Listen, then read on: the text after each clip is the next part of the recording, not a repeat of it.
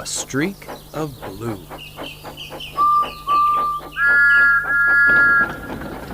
Thomas and Edward gave a splendid effort building the railway, but they weren't suited for fast mainline services. As such, the fat director purchased another engine called Henry.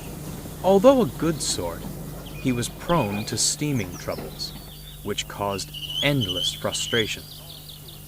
Due to a lack of funds, engines were loaned from other railways. One of these, known only as 87546, fancied himself the savior of the line and never failed to make it known.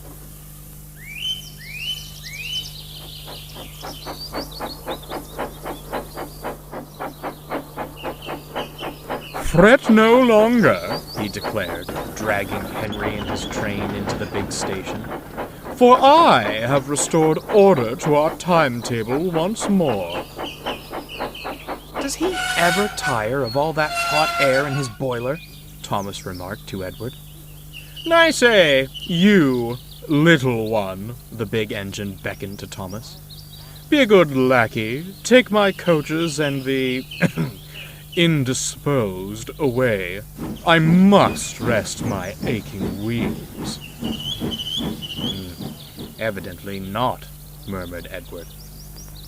As Thomas buffered up, Henry couldn't even meet his gaze.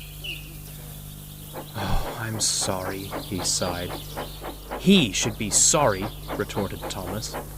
"One day, he'll get his." That night, Thomas retired to the shed. A vulgar discourse greeted him.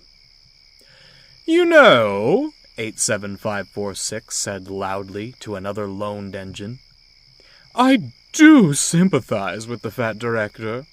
Wasted what little hard-earned money he had on a mite, an antique, and an invalid." He looked across to Henry, sleeping as workmen tried to mend him. "I'm the real bargain. The strength of 3 for the coal and water consumption of 1. Only a matter of time before he purchases me." "The fat director," Edward interjected, "favors engines with good character. You leave much to be desired in that department." "And where has good character led you, replied 87546. "Certainly not the main line. Speed and strength are all that matters there. When I pull coaches, you merely see a streak of blue. Engines like you fade into the background. I'd like to see you do my work without falling to pieces." He turned back to the other engine. "Now, a more pressing matter. When I am purchased, what do you suppose my proper name should be? I fancy something regal. Lord Frederick Regaby has a certain charm to it. No?" Thomas was about to retort, but Edward gave him a look.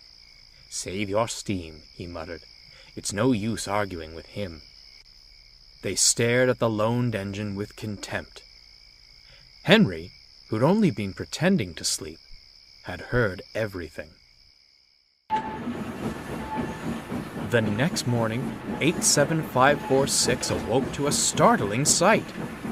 There was Henry, hissing and wheeshing, halfway on the turntable. "What the devil is this?"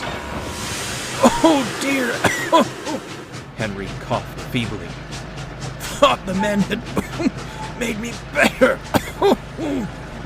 "Well, get better and out of my way this instant.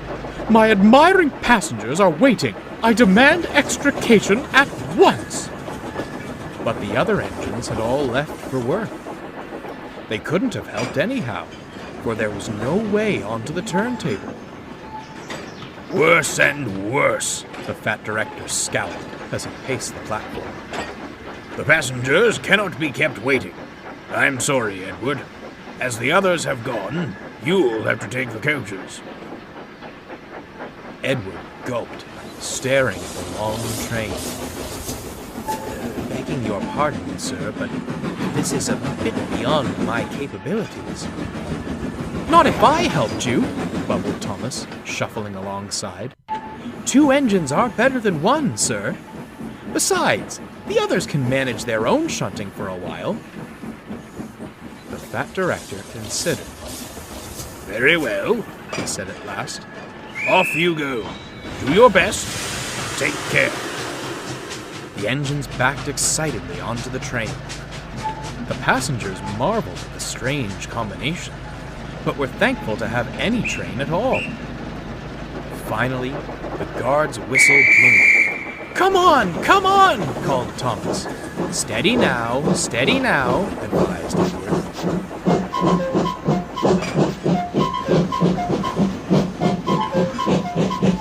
Soon they were on the main line and having a wonderful time. Thomas was so excited to leave the yards, he nearly pulled Edward's coupler. Edward chuckled.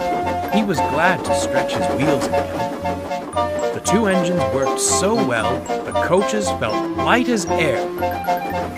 Other engines were shocked as they raced past, whistling with glee.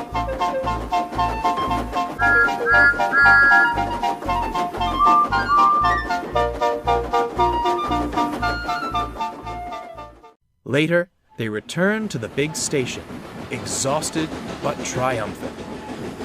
Henry and 87546 stood at the platform.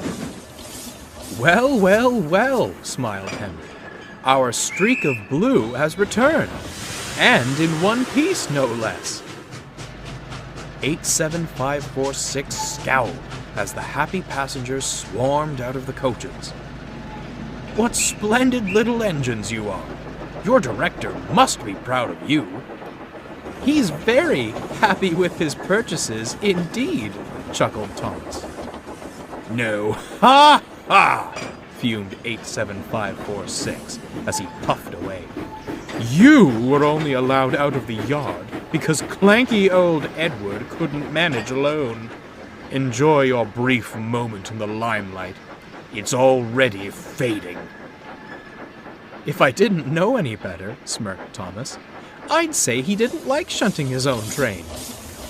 He chortled off to the water column, but Edward stayed behind. "Are you all right, Henry? What on earth happened this morning?" "Oh, the usual steaming troubles. You know how it is." Miraculously, he winked, the problem seemed to vanish after you'd gone. "You didn't!" Edward gasped. "Now, Edward," Henry growled, "do you really think I'd do such a thing?" And without another word, Henry steamed